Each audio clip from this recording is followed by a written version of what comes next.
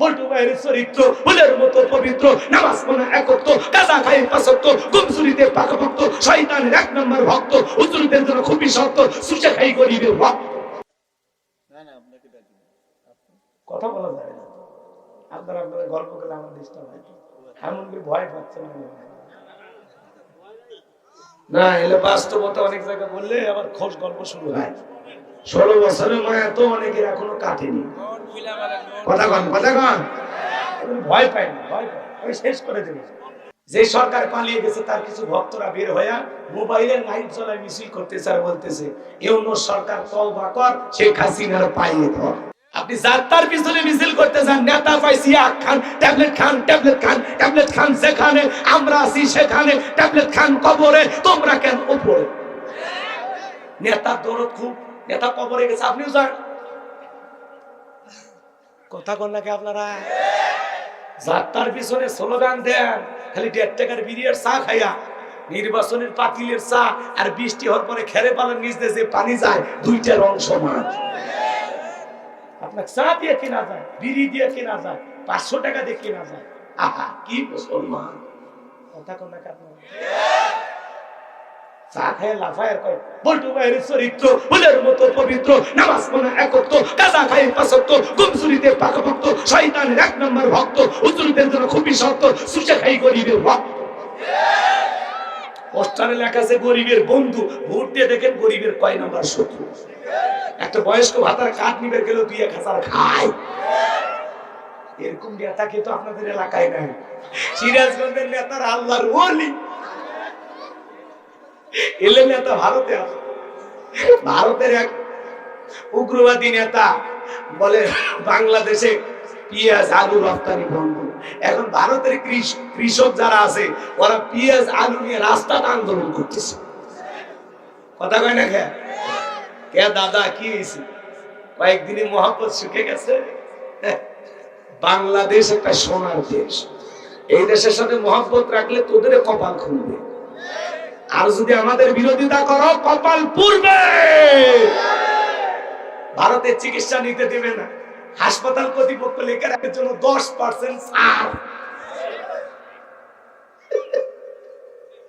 আল্লাহ খেলা, আলু নিয়ে পেঁয়াজ নিয়ে রাস্তায় বসে আন্দোলন করতেছে আর বলতেছে হয় বিজেপি নেতা ক্ষমা চাইয়া বাংলাদেশের সাথে আমদানি রপ্তানি আগের মতো করে দেবে, আর না হলে সব আলু পেঁয়াজ বিজেপি নেতাকে কেনা লাগবে। ঠেলা সামলাও, পেঁয়াজ লাগবে না। পাবনা, চাটমোহর, তারপরে যে তারা ওই দিকের আজকেই পেপারত দিছে নতুন পেঁয়াজ এরকম ধরে হাসি দিচ্ছে আমার ভাইয়েরা। এই দেশের কিসের অভাব আছে? এটা সোনার দেশ। কথা কোন ঠিক কিনা? আলু পেঁয়াজের অভাব নাই ইনশাআল্লাহ। আমরা এই যে চীন দিতে চাচ্ছে, পাকিস্তান থেকে আসতেছে, পাকিস্তান বলে যা লাগে দিতে রাজি, আমরা ভাই ভাই। প্রকৃত বন্ধুর পরিচয় বিপদের দিনে। কথা ঠিক কিনা? বাংলাদেশের 8টা যে চিনির কলগুলো বন্ধ ছিল, এই সুগার মিলগুলো চালু হয়ে যাচ্ছে। মারহাবা কর। এটা তো সিন্ডিকেট করছিল। আপনারা দোয়া করেন, আল্লাহ যদি চায় আগামী 2-1 বছরের মধ্যে বাংলাদেশে আবারও 50-60 টাকায় চিনি আসবে ইনশাআল্লাহ। আশা করা যায়, আশা করা যায়। সব স্বাভাবিক হবে, বেশি অস্থির হবে না। অনেকে তাল দেয়, হ্যাঁ ইউনূস সাহেব ক্ষমতায় বসে কি করছে, কোন জিনিসের দাম কমাইতে পারছে, দ্রব্যমূল্যের বাজারে আগুন। আরে ভাই বাজারে সিন্ডিকেট আছে, ওই সিন্ডিকেটে তো এখন ওরাই বসে আছে। ওই সিন্ডিকেট ভাঙতে হবে, নতুন সিন্ডিকেট করতে হবে। ওইটা ভাঙে নতুন করে করা লাগবে, কোনো দুর্নীতি চলবে না। কারওয়ান বাজার থেকে স্বরাষ্ট্রমন্ত্রী প্রত্যেকদিন হাতিয়ে পাইতো 2.5 কোটি টাকা। এটা দৈনিক হাতিয়ে পিছায়। কথা কয় না, কথা কয় না। এটা কত গোপন তথ্য যে ফাঁস হচ্ছে আপনারা তো টের পাচ্ছেন না। এজন্য ভারতের দাদাদেরকে বলবো, এখনো পারলে অতীতের বিষয়গুলো নিয়ে দুঃখ প্রকাশ করে আমাদের কাছে মাফ সাফ চাই, আবার নতুন করে শুরু করা হোক। কথা কয় ঠিক না? যেহেতু প্রতিবেশী রাষ্ট্র একটা মহব্বত আছে। কথা কয় না কেন? আমার ভাইয়েরা মন খারাপ করছেন মনে হয়, এগুলো একটু বাস্তবতা না বললে বাস্তব বুঝবেন না। খালি কানো হাত দিয়ে টান দিয়ে মারিয়ে চলে গেলাম, তাহলে হইল? দেশ দুনিয়ায় কি হচ্ছে একটু নাড়া দেওয়া লাগবে না? একটু সচেতন করা লাগবে না? এই জন্য পুরোটাই বলতেছে, কষ্ট হয়। তাকবীর দেন, লিল্লাহি তাকবীর। আমি কি সামনে যাব নাকি দোয়া করব? বলেন, দোয়া করবো বাজান? আমার ভাইরা চলেন সামনের দিকে যায়। এজন্য নেতা বুঝে শুনে সমাজের নেতা বানানোর দরকার আছে না নাই? যদি কোনো দুর্নীতিবাজকে আপনি সাপোর্ট দেন, ও যত দুর্নীতি করবে তার পার্সেন্টেজ আপনার আমলনামায় জমা হবে।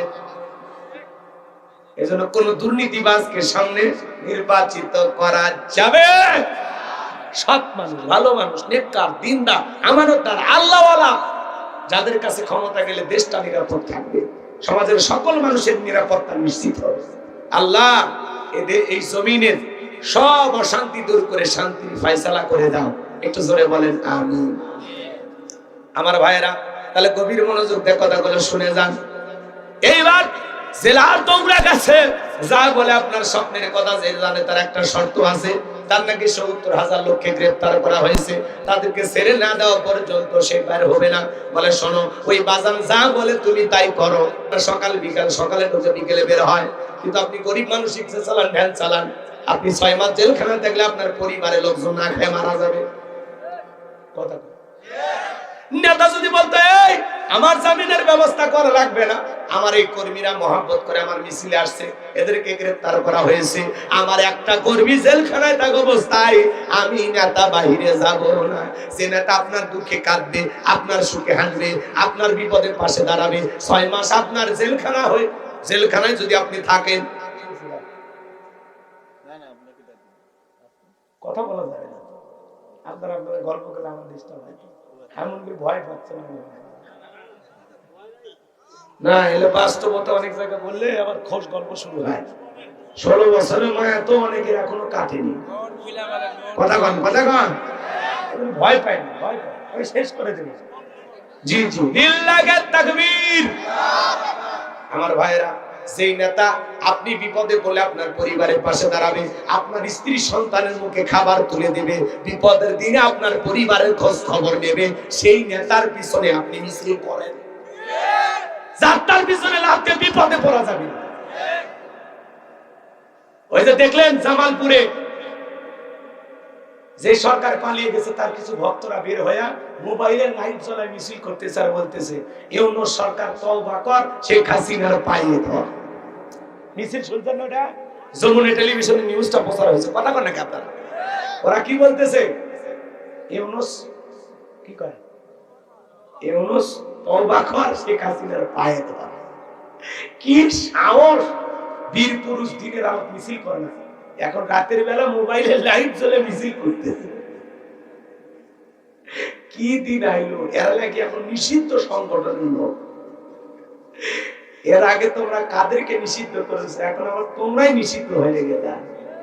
খেলা তো তোমাদের কাছ থেকে শিখেছে। কথা কয় না। মোবাইলের লাইট জ্বালায় মিছিল করতেছে আর বলতেছে, ইউনূস তুই তওবা কর, শেখ হাসিনার পায়ে ধর। ওরে মিছিল 15 থেকে 20 জন লোক।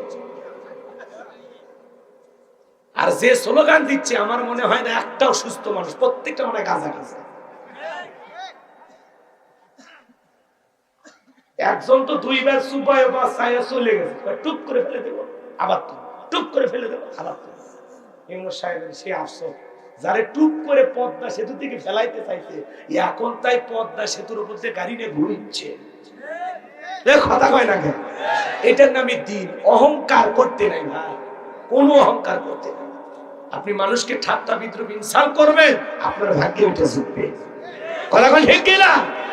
দামি কথা কন। অহংকারের পতন আসে, সেটা যারাই হোক। কথা কন ঠিক কিনা? অহংকারী বান্দাকে আল্লাহ ভালোবাসে না। রাগ করতেছেন মনে হয়? আমার কথা কি আপনারা বিরক্ত হয়েছেন? তাহলে ওই রকম মিছিল এখনো আছে না নাই? আমার ভাইরা যাত্রার পিছনে মিছিল করা যাবে না, বুঝে শুনে দল বুঝে মিছিল করা লাগবে। কথা কন ঠিক কিনা? আল্লাহ বক্তা শ্রোতা সবাইকে আমল করার তৌফিক দান করুন।